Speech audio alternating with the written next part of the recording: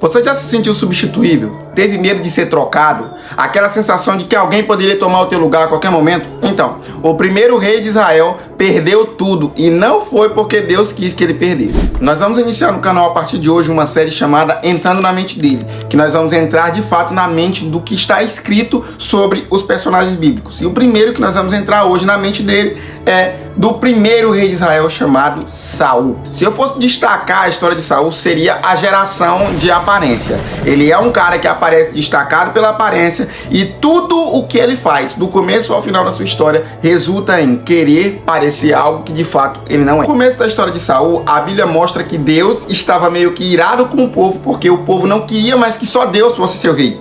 Eles queriam ter um rei físico, alguém que pudesse entrar no trono. Então Deus falou assim, beleza, é isso que vocês querem? É isso que eu vou dar. E em vez de Deus pegar e dar qualquer coisa, falou, não, vou dar qualquer porcaria pra vocês aí, pra vocês pararem de encher a paciência. Não, Deus foi lá e pegou o melhor. Deus pegou o arquétipo perfeito, o filho mais obediente, o cara mais valente, mais corajoso e colocou pra ser rei. E falou assim, é isso que vocês querem? Então toma, eu peguei alguém que me represente. Isso aqui a gente aprende uma lição. Nunca dê aos outros aquilo que você acha que a pessoa vale pra você. Dê aos outros aquilo que você acha que Deus representa pra você não perder a sua essência e querer entrar numa briga, numa vingança inútil que não vai te ajudar em nada. Saul, do capítulo 9 ao capítulo 11, ele se mostra o filho obediente, o servo humilde, ele se mostra o guerreiro valente e ele se mostra o rei vitorioso, porque a Bíblia diz que para onde ele ia, ele se mostrava vencedor. Aonde ele botava a mão, ele conseguia vitória. O cara era imbatível. Sem contar que quando ele se encontrou com Samuel, Samuel deu uma sucessão de sinais que iriam ser Deus confirmando para ele, para Saul no caso, que ele era de fato o rei de Israel. E esses fatos todos aconteceram, menos um, porque a Bíblia diz que Samuel falou para ele assim, olha, em 7 dias eu descerei a ti, sacrificarei, e então o reino será confirmado a ti. Até o capítulo 13, Saul estava indo 100% perfeito. O problema foi o 13. E eu nem tô falando de política. No capítulo 13, Saul vai mostrar coisas que ele não tinha mostrado pra gente até agora no relato bíblico. Porque ele parecia ser tão certinho, mas tão certinho, que nós não conseguíamos ver os seus defeitos. Mas agora a gente vai começar a perceber qual era o grande problema de Saul. E qual era o grande problema de Saul? A busca por aprovação. O maior pecado de Saul não foi como o pecado de Davi. Não foi um pecado que a gente olharia e diria, nossa, que grosseiro. Como ele teve coragem de fazer isso? Mas foi algo que para Deus foi repudiante. O quê? Ele preferiu a aprovação dos homens do que a aprovação de Deus. No capítulo 13, está começando, pelo menos num relato bíblico assim mais detalhado, a guerra entre Israel e os filisteus. E para você que diz, mas então Deus, que diz ser o Deus da paz, era um Deus que mandava as pessoas fazerem guerra e tirar a vida uma das outras. Então, naquela época, o costume das pessoas era esse. Era conquistar terra, conquistar casa, conquistar lugares, espaço por meio da guerra. E Deus não iria mudar isso de uma hora para outra. Com a pessoa de Jesus, a gente vê uma grande mudança, mas até hoje tem guerra. Então, não é porque Deus queria, mas ele é todo poderoso, então ele pode estalar o dedo e mudar tudo. Sim, mas isso seria contra a sua própria vontade, porque a Bíblia diz que os céus são os céus do Senhor, mas a terra ele deu ao Filho dos Homens. Então ele deixou os homens governarem aqui. É por isso que virou essa bagunça. Mas como eu tô falando aqui, no capítulo 13 começou a guerra contra os filisteus. E aqui a gente vê, de fato, Saul com as garrinhas de fora. Em primeiro lugar, a Bíblia diz que ele começou a separar guerreiros de acordo com o que ele via. Parecia valente e corajoso, forte. Sabe aquela pessoa que você olha e diz assim, esse cara aí eu não aguento uma briga com ele. E ele falava, pula pro meu lado que você é do meu time. Ele escolhia os guerreiros não pela sua capacidade propriamente dita, mas pela aparência. Saul representa a geração de aparência. Parece com alguma geração que você conhece? Uma turma que se importa muito com a forma que a foto vai estar no perfil, com o que é postado, com quantos seguidores tem na rede social e tudo mais. Parece com alguma pessoa que você conhece? Assim, eu não lembro de ninguém, mas de repente, se você lembrar, pode comentar aí, fica à vontade. Falando especificamente desse capítulo 13, o primeiro relato que me chama a atenção é que Saul estava com 2.000 guerreiros e deu seu filho Jonatas, ele deixou o seu filho Jonatas ficar com mais 1.000 guerreiros. Então Jonatas vai até a guarnição dos filisteus que estavam na região de Gibeá, e a Bíblia diz que lá Jonatas consegue vitória sobre esses caras. Quando Jonatas consegue a vitória e a vitória chega no ouvido de Saul, a Bíblia diz que imediatamente ele toca a trombeta. E quando ele toca a trombeta, todo mundo fala, Saul conseguiu a vitória. Mas não foi Saul, foi o filho dele. Ah, mas o exército estava sob o comando dele. Pois é, só que ao invés dele promover o filho, que seria em tese o sucessor dele no reino, ele resolve promover a si. Ou seja, ele estava pouco se lixando para a próxima geração. Ele queria que todo mundo falasse: Saul é o cara. Não importa, Saul é o cara. Foi ele que conseguiu. Em seguida, a Bíblia diz que nesse mesmo fato, ele decide simplesmente sacrificar ao Senhor, sendo que ele era rei, ele não era sacerdote. Para você que não está muito aprofundado com o costume bíblico, quem fazia sacrifícios, oferecia sacrifício, era sacerdote e não o rei. O rei governava a nação, guerreava pela nação, mas sacrifício quem fazia era o sacerdote. E ele não estava autorizado. Lembra do que Samuel tinha falado para ele?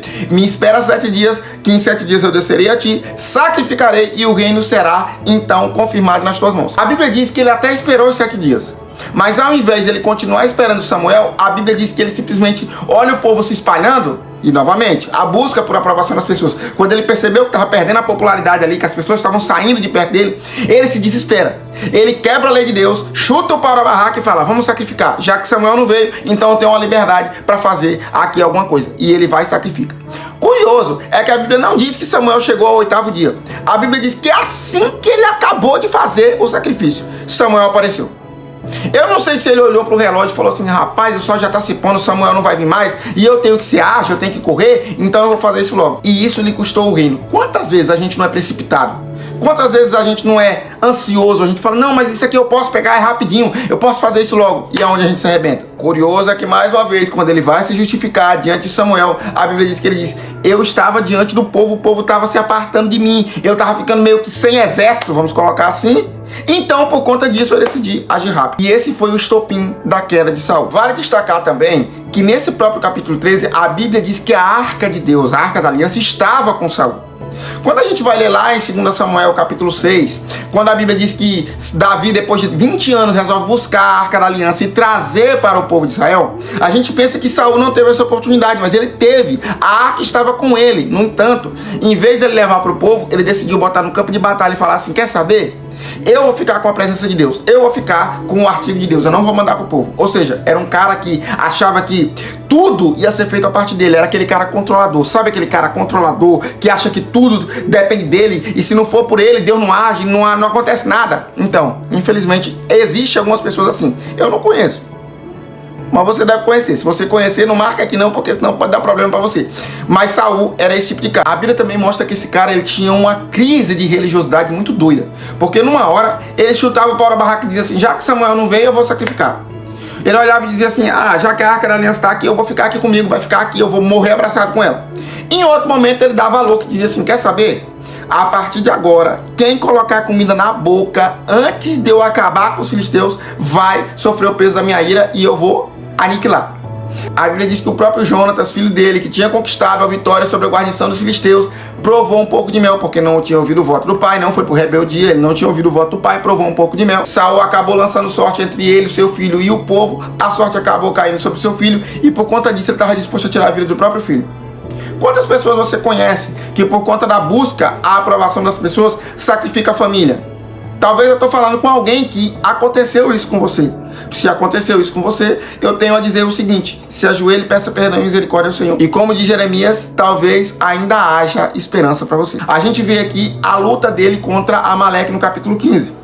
E olha que curioso, Deus fala para ele através de Samuel: vai e acaba com tudo, zero gay. Novamente, aquilo que a gente falou sobre a batalha era a forma que eles lidavam. Se deixasse escapar alguém, esse alguém poderia armar uma emboscada e acabar com o povo. Então era literalmente eu matar ou morrer, não tinha muito pra onde correr.